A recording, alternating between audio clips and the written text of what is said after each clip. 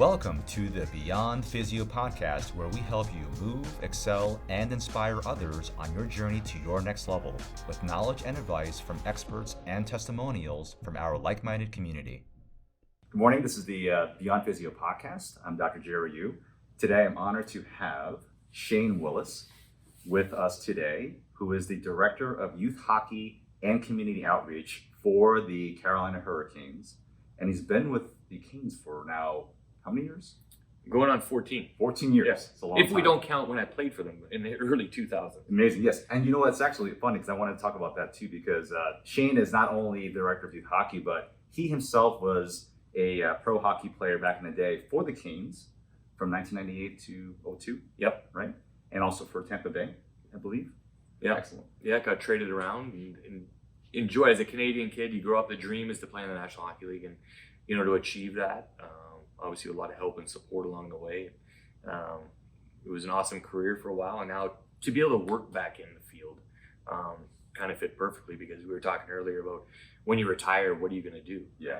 This position worked out perfectly. Obviously, the youth side, my main goal and role as a Hurricanes employee, to grow the game and get more kids playing what I feel is the best sport out there. But I enjoy playing golf as well. But hockey for a young person is amazing in so many different ways. Yeah. And Shane, now let's talk about that. So you grew up in Edmonton, which is outside of Alberta.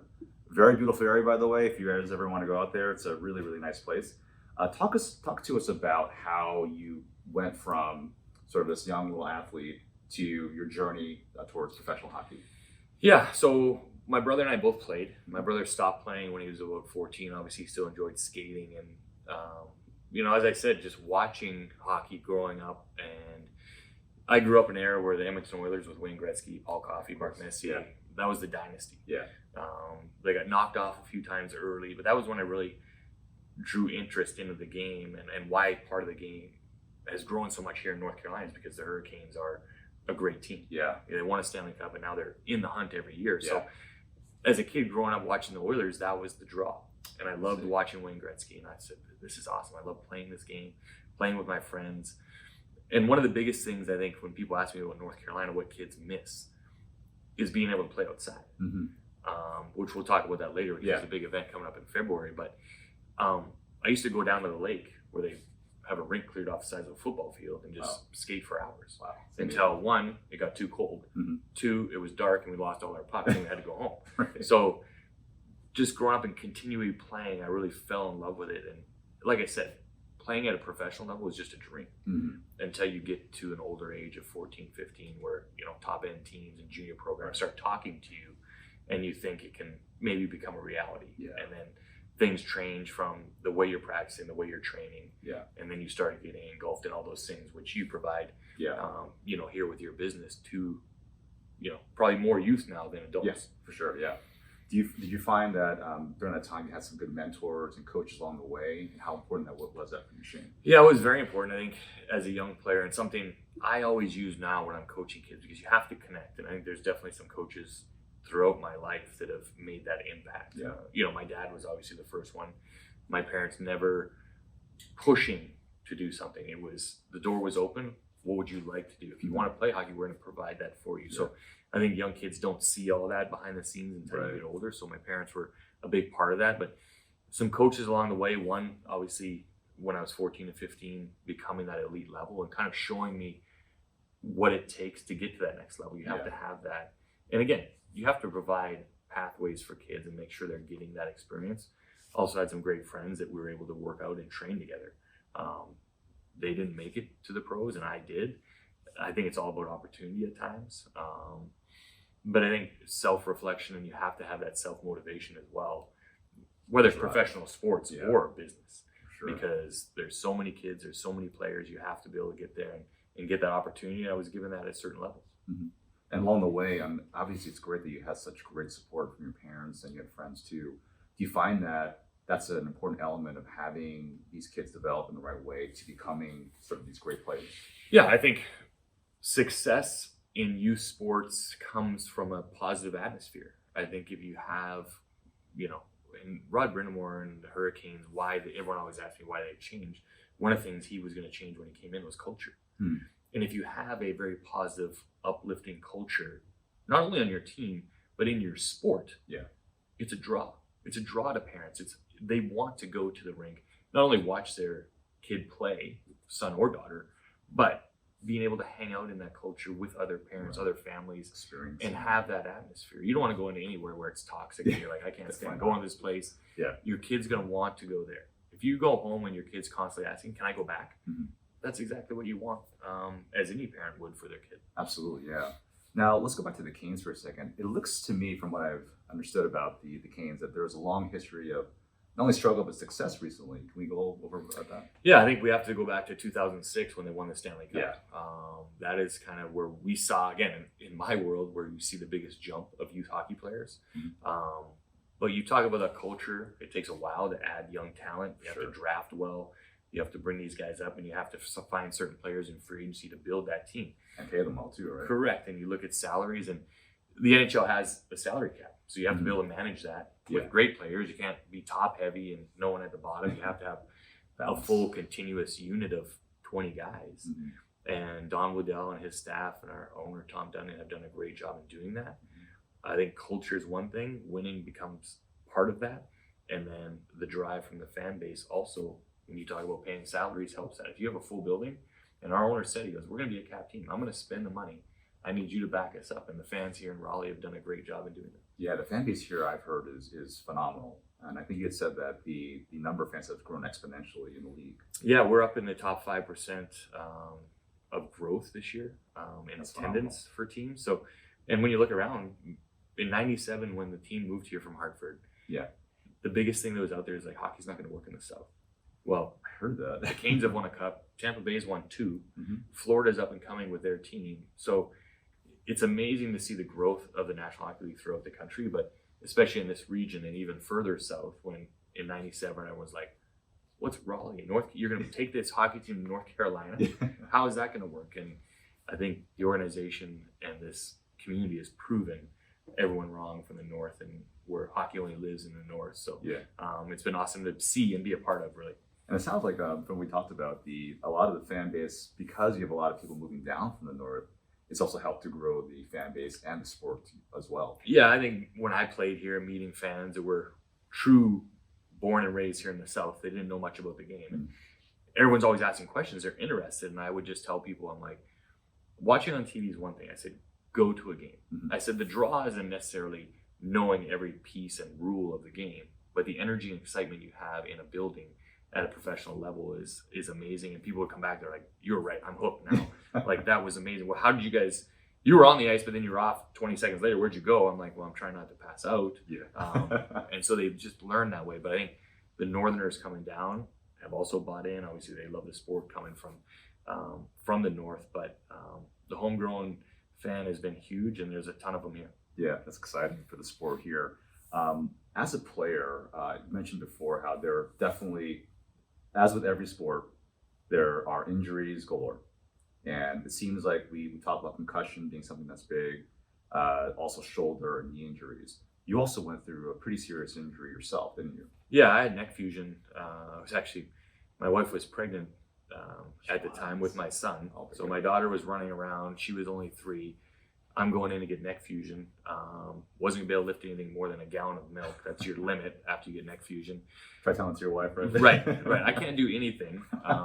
So it is part of the sport. Obviously, you mentioned concussions and the speed of the game. I think at a youth level and professional level, I think there's been rule changes and a lot of focus on not only the way the game is played, but how you're using the physical nature of the game. I think it's become more structured, if you will. Players are better. And I think taking part of that in your own hands, growing up, it was always you're skating around, you see a guy, and as a player, if someone's in a vulnerable position. And I think players are doing a better job of not taking advantage of that. Oh, interesting. And the knowledge of the game and concussions and all of that at the forefront, knowing, hey, having that, it's almost a respect factor of, I'm not going to take a shot at a guy, then he won't take a shot at me.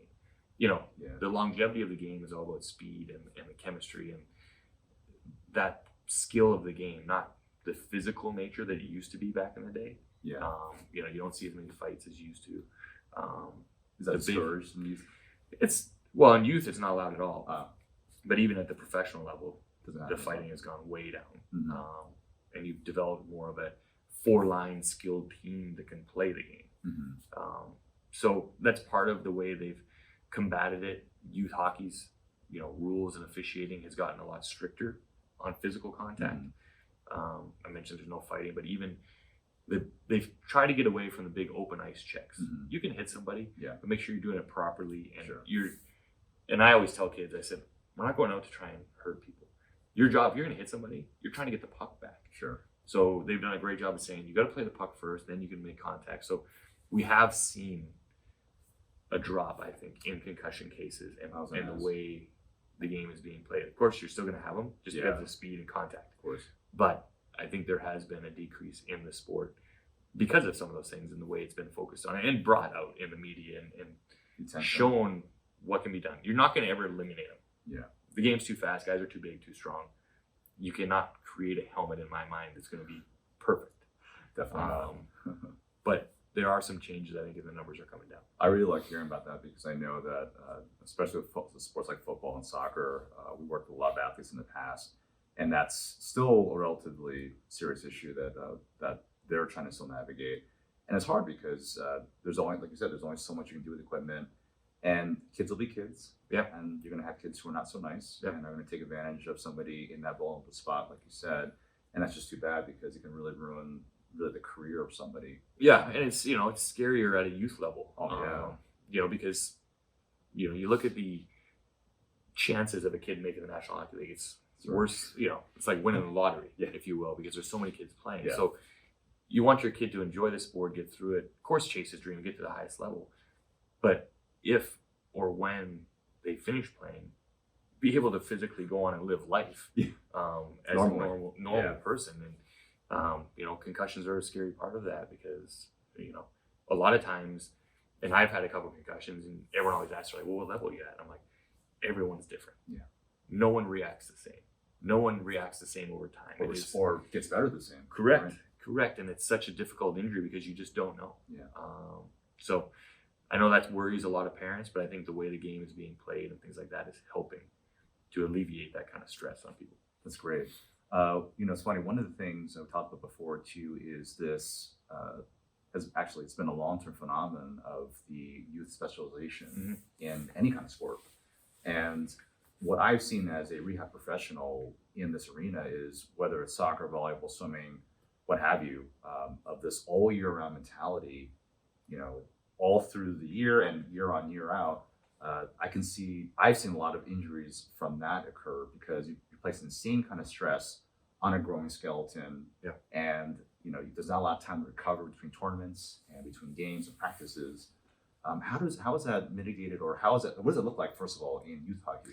Well, it's turning, unfortunately, more towards specialization because USA Hockey has done a great job about trying to promote, play multiple sports, become a complete athlete. And I think that truly helps you if you're a hockey player. Yeah. If you're playing other sports, baseball, golf, soccer, whatever it might be. But a lot of parents, I think, just get drawn in. And unfortunately, a lot of people are making a living off of training, right? Yeah. And creating leagues and doing these type of things. So their message is, hey, we got another one. You want to come back and play? I can train your kid. But I believe you must, and you're much more trained on the medical field. Mm-hmm. You have to rest. Yeah. You have to stretch.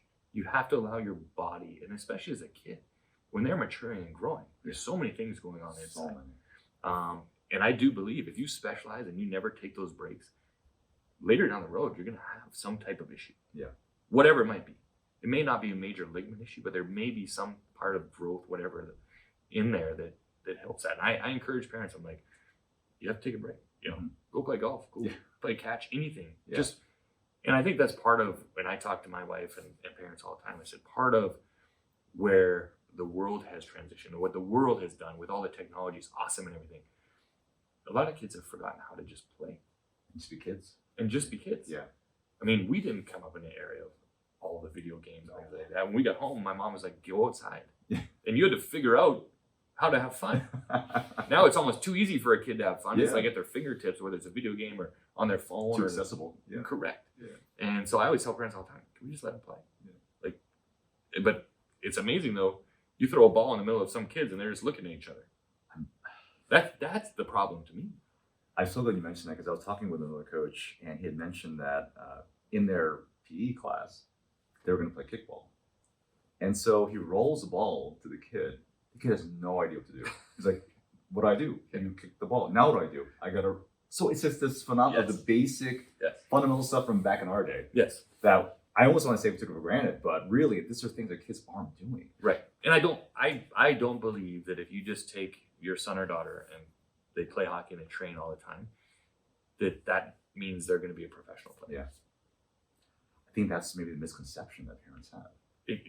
It definitely is. I mean, it's definitely a cause. I believe it was a couple of years ago, Time Magazine did a story on youth sports in general, and it's $1 billion industry. It's massive. I mean, your kid. I mean, I like my kid to just be athletic and play and be healthy, let alone worry about having him train 24/7. Exactly. They're not robots. So it is an interesting thing. There's so many studies out there. I don't know if there's an answer. Yeah. But I'm a full believer, although I want everyone playing hockey, that they have to be that complete athlete. They have to be able to move and have motion and be able to move correctly to be a great hockey player if that's what they want to be. It's funny because they did a survey many years ago of Olympians, and what they found was that none of these kids who became these amazing athletes specialized in any one sport until like their late teens. Mm-hmm.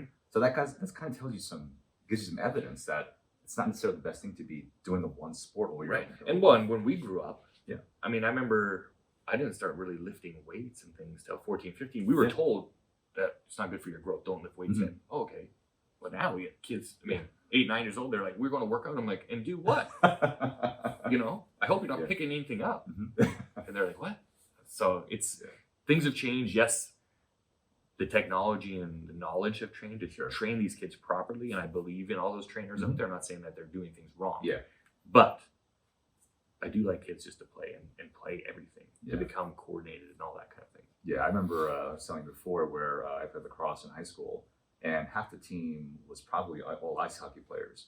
And so they used lacrosse as like their cross training or off season between hockey.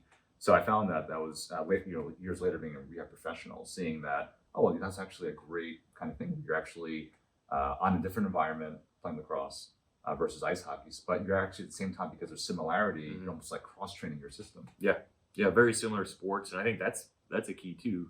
Get into a sport that's similar to what you're doing. Yeah, meeting different kids, you never know what's going to happen. Maybe he's better at that sport. Yeah.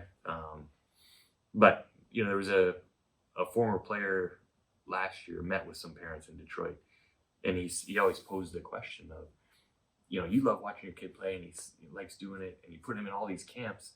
But remember, you ever asked your kid if he wants to go to those camps? Right?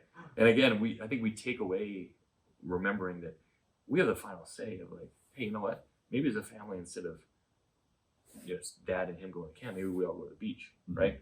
Those are different factors, but I think that communication with your son or daughter is important too. The connection. If they do, obviously you're going to take them all the time. I mean, they're all in.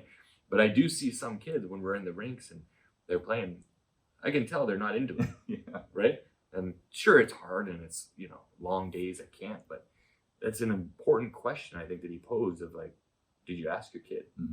Do they want to do this? Now, Shane, have you seen in your years actually as youth director, and maybe in other sports or any other youth hockey leagues, have you seen kids sort of in hockey get burned out too? Because of there's no question that we've seen kids, and it's amazing. It's usually at the younger ages, they're all in, their parents see them at the rinks all the time. And now I go back and find out, well, no, he's not playing anymore. He's just going to, he's going to NC State. And I'm like, he was one of the best kids on the ice. And I think that comes into play. Also, we remember we were kids once too, at the age of 16, 17, and, get your own car. You start freedom. The Friday night football games. Wait a minute, all the girls are going to games. I don't really want to go to practice tonight. Then it becomes, everyone always asks when you talk to any, the sacrifices you make to really get to that level, whether it's in business or sports. Sure. That's the question for kids, right? Yeah. Do you want to sacrifice that party with the group of friends from school because you have to go to practice. We're going away this weekend, or would you rather go to the beach with your other buddy? You know, those are hard decisions for kids. Sure. But the ones that do turn pro, and they'll tell you, those were the sacrifices we made as kids. Yeah. You know, we had to I couldn't go hang out and have milkshakes and burgers. I had to go to the gym, right? Yeah. So. But then it's funny because of the way hockey was back then when you were playing, you probably had more balance too. So it might have been easier to not have to make these sort of like, oh, well, I have to do this and this. It's like you've had time to breathe and time to rest and time to recover during those years. So you have more bandwidth to really think about the future as well. Well, and you have more drive too when the season comes back, right? I look at these parents too, and there's schools now where kids can go on the ice every day. And I've skated at some of these camps. It's very difficult for a kid who's even 9 to 15 to be able to get the energy meter and the gas to 100. Yeah. Because if you step on the ice, you want to be going wide open to become better. Sure. Every day, kids can't do that. No. Right? It's like, oh, what are we going to do today? I'd rather not, you know. So I think when I grew up, summers were off. Again, I played golf. I water skied with my brother. And as I got older and became a better player, I would get invited to, you know, there is summer teams or summer tournaments. And I remember my dad would open it up. He's like, hey, you got invited to play on this summer team. It was in Calgary, an hour and a half away. And he's like, do you want to do it? And I was like, I'm like, when is it? And he's like, well, you basically got to go every weekend for practice. And then there's 3 tournaments. I was like, no, I don't. And I remember my dad would tear it in half and throw it in the trash. That's it. Wow. We were on to the next thing. Yeah. Right. So having those decisions and freedoms, it's not just pushing, because it's hard to get that needle. You know, I mean, working with people in physical therapy, they don't want to come in here every day. No. I mean, it's going to make them better, but you can tell when they're all in. Yeah. And that was one thing, you know, I had a great physical therapist after my neck injury, because you have to do that. You have to have that push, but you also have to have that balance. Always. And when you come in the one day, it's like, what am I going to do today? And it's like, get to lay here and have a massage. Perfect. So you have to have that balance, but I think it's important that everyone has the knowledge too. Yeah, for sure. Getting back to just like the youth hockey itself, we talked about how girls in hockey, that's actually been a growing population of female soccer players coming to the youth league, which is great. Yeah. And I think you mentioned that it's actually one of the fastest growing in our area. Yes. Yeah. For girls playing the sport of hockey, which is awesome to see.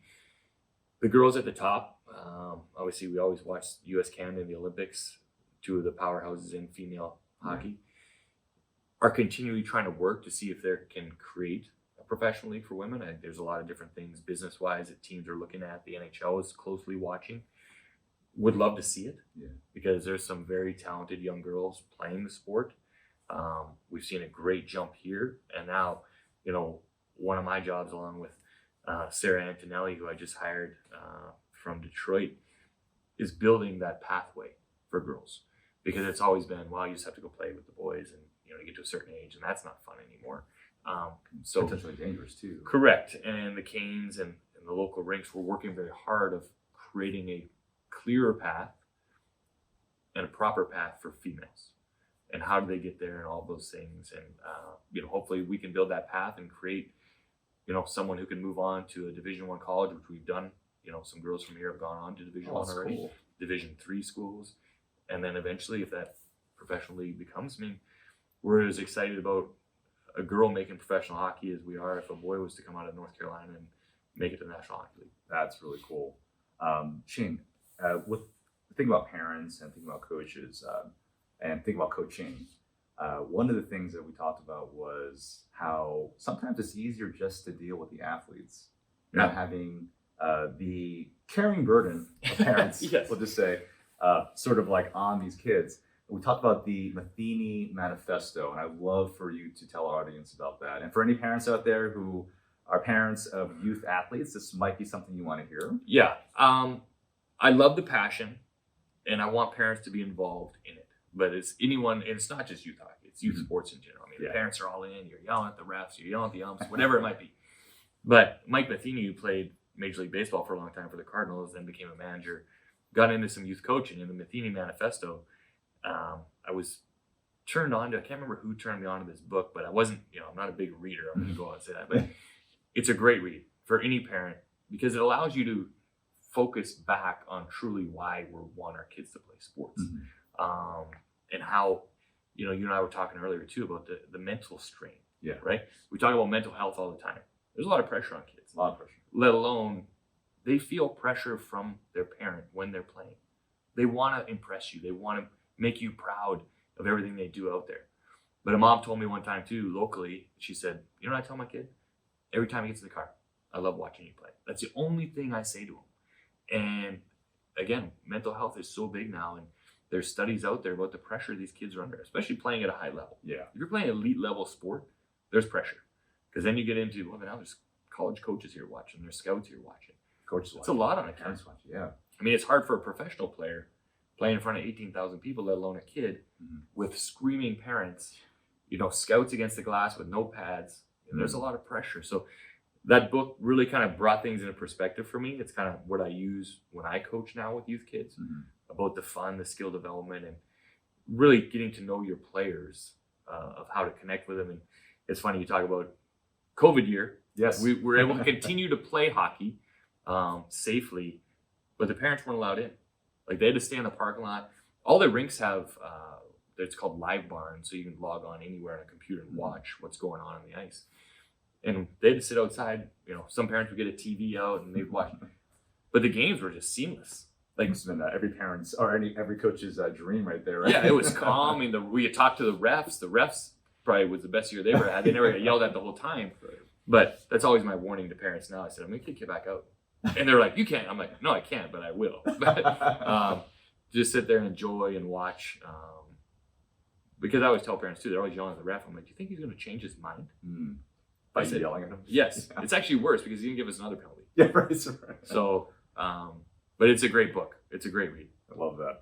I was also going to ask you about the First Goal program, which is part of the Canes Initiative. Yeah, it's really, the First Goal program is a learn to play program for anyone ages 5 to 9 It's cool. who wants to get their son or daughter involved in the sport. Now, the NHL brought this initiative to every league team. So this program is run in 32 cities. And Wow. it hits a couple of different areas. One, we want to have more growth in the sport. Mhm. We want to see more numbers in kids playing the sport, boy or girl. Two, it's an investment in your business, right? How do you create more fans? They did a study. For every hockey player we can create, we create 3 fans, right? It's remarkable. Dad's going to bring that hockey player to a game and a sibling or mom or maybe more. And we've seen that balance between the growth, which we do 600 to 700 kids every summer That's for the phenomenal. last 6 years here in North Carolina. Wow. And it sells out quick. We open registration May 1st. I'm sold out within 2 weeks. The program runs in July and August for 6 weeks. And then we move them on. We give them all the information to what they do next, whether they stay in a learn to play program, whether they go play recreationally. Maybe some little ones have to go back to learn to skate classes. Yeah. But we kind of have created a pathway to create more and more players. And the numbers are now showing, as I said, we ran First Goal for 6 years. We're at max capacity. I was talking to the rinks this fall, and they were like, we're at the point where we have to tell the next person no, that we don't have any more teams That's a lot of growth. because there's not enough ice. Yeah. So it's awesome to see. It's a great problem to have. There's a new facility actually being looked at and potentially built in Holly Springs right now to create more opportunity. And again, from a Hurricane standpoint and my personal standpoint, I love seeing more boys and girls playing the game. The team sees more growth business-wise because the building is full every night. You have more and more fans coming in, and it's been a great initiative for us. Again, we'll open registration May 1st at 9 a.m. And I mean, there are some locations that sell out instantly. Wow. Parents are emailing me now so that I get them on a reminder email list. They're setting alarms. They're getting ready for it. And everyone always asks, it's great to be on podcasts like this to promote it. But they're like, what do you do? I said, the Canes send out one tweet. I don't put up posters. I don't do it. One tweet. That's it. Goes out and it sells out. And a lot of people, you know, their older son or daughter is already playing, so they know it's coming up. But at a very low cost. That's the other great part about the program is when you think about hockey, when you talk to a hockey parent, either the first or second thing that comes out is they're going to say, well, it's expensive. And yes, it is. If you get an elite level and you're traveling around, it is expensive. But what this program does at a lowest level to, if your son or daughter says, I want to try. First of all, we say take some skating lessons. Get involved, get them on the ice. Makes sense. We will give you head-to-toe equipment, 6 ice sessions, 2 tickets to a Canes game, a membership to our kids club, which you get some cool, Stormy items. Cool. And some other cool things in the program, smaller, lower things for $250. That's really cheap. That's all you really get? well, yes, because I buy my 14-year-old hockey equipment every year. This is the way to get in if you want to get in. That's basically free when you go in and they get older and you're buying higher end helmets or sticks and things like that. Sure. The sticks the players are using now are basically like baseball bats. I mean, they're $300. Oh man. So Jeez. you can get everything for your little For boy or $250. girl to try the greatest game, and you're going to get hooked. I know you're going to get hooked. I apologize, for a very low cost. Wow. Because then, as a parent, if your son goes or daughter goes 6 times and then they come back and say, "I don't really like it," you're not upset about it. No. It's $200. Exactly. They try So- something else that they Correct. Yeah, I like that. You also do some things where you've actually now go to some of these schools that you're involved with. Yeah, And that program's been Yeah. going since I started. Oh, I So see. it started before I started with the Canes, 15, 16 years ago. And when I first started with the Canes, we'd go to the school and we basically run PE yeah, for a day, 2 days, for the entire week sometimes free. we built up to for free. Basically, all a teacher had to do was email us, be like, "Are you guys free this week? Could you come up?" Sure. We take in the street hockey equipment, nets, balls, sticks. We play, we pack up, and we leave. And we continually talk. We're like, well, now the kids don't get to play anymore. Hmm. They don't get to touch the sport and get hooked into our brand. So in one of the other league initiatives, we could put in and ask for a grant request and some funding. We'd have to match some of it. So what we did 5 years ago is we invested all this money into buying equipment. So now we have sticks in our warehouse, nets, balls, pennies with our branding on them. And so now when a teacher emails us, and we do 25, 30 schools a year, we give them equipment.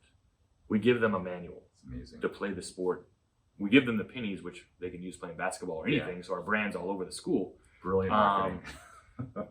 And we go to the schools now once and we fire them up. But the kids love playing the game. Mhm. I've seen moms and dads in the grocery store and they're like, "Hey, my kid said he played hockey at school today." I'm like, "Awesome."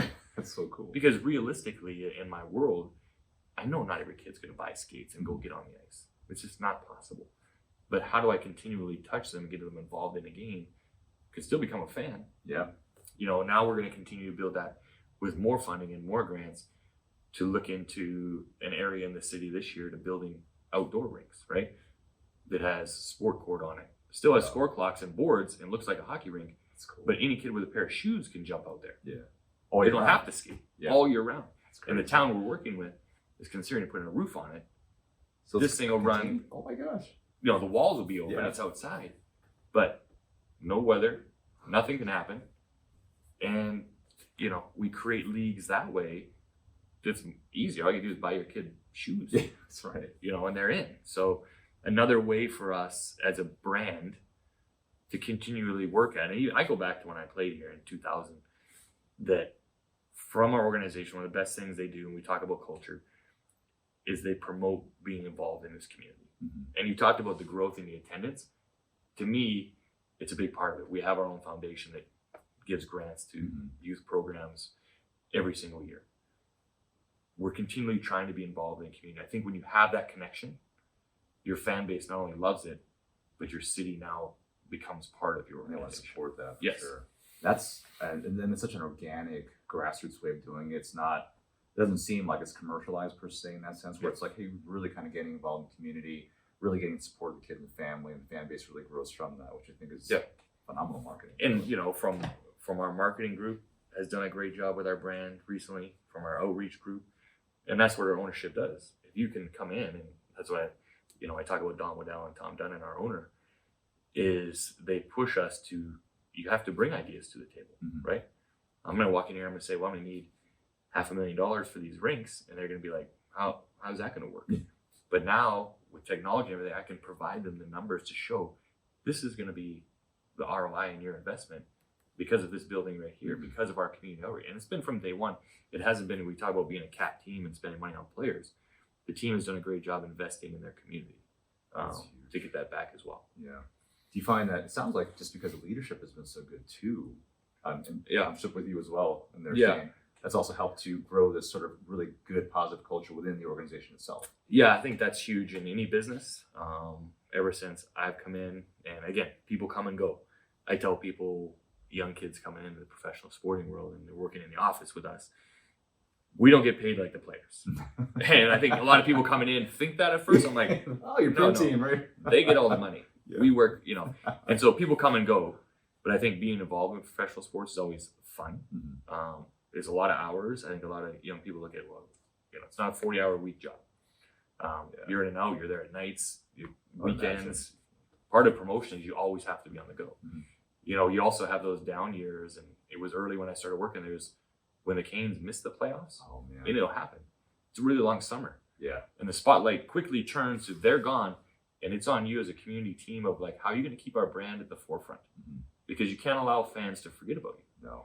So it's a grind. We've had great leadership since I've come on board. Again, some great men and women are still with the organization. Some have moved on, but all those things you have to continue to pass along. And as myself as a director now, that's what I try and do with my staff. Mm-hmm. Is one, lead by example. Yeah. Not only talking to them, but showing what I'm doing for work, mm-hmm. make sure they have fun with it, but also providing that support to show them how important what they do is. You have to feel valued, I think, is very important. And heard. And I think allowing them to have a voice, great point, bringing ideas to the table, but then showing them what they've done, mm-hmm. right? You're not patting yourself on the back, but you got to pump them up, right? Exactly. This is everything we did this past month. Yeah. Look how many events we were at. Look how many kids we, were able to interact with mm-hmm. and bring to the sport. So it's a huge part of it. Yeah, I love what you said that. I run my business the same way, and we have 2 offices in New Jersey and 2 in North Carolina. And I think because of that positive culture and our belief and value in our team, I think that's helped us to maintain sort of this distance, but also still grow closer as a team as well. And I'm huge into culture as well. Like I've been with more toxic kinds of mm-hmm. cultures, and it's mm-hmm. not fun.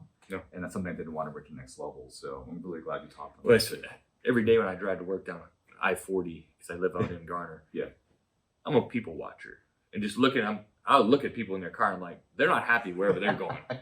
I love going to work every day. I love the team I work with. My wife always says, you don't work. I'm like, yes, I do. She goes, you play. Like, you get to go to the rink and skate with kids. The 6 weeks in the summer is probably the most fun I have all year. Mm-hmm. We go Wednesday, Friday, Saturday, Sunday at different rinks Oh. with, 50 to 100 kids. And it's awesome. I come off, everyone's high-fiving, and the parents are like, that was awesome.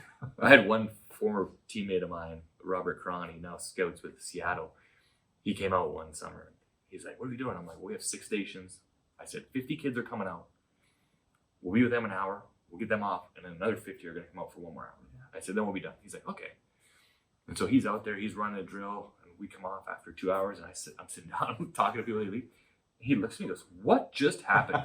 And I'm like, do you like that? He goes, that was chaos. I said, but it was organized chaos. Exactly. That's so great. Shane, thanks so much for spending some time with us today on our podcast. Is there any other information that you want to share with our audience about hockey, about the Canes, about the first goal program? Yeah, I think just different ways to connect, right? Obviously, the Carolina Hurricanes website is there. If you're looking for tickets, you're looking for games. I told you earlier, if you've never been to a hockey game, go one time and tell me you don't like it. I want you to go one time and then find me and say, that was a terrible experience. Because, right. T-shirts are getting thrown out, the noise, the excitement of the game will draw you in. So go one time, get tickets.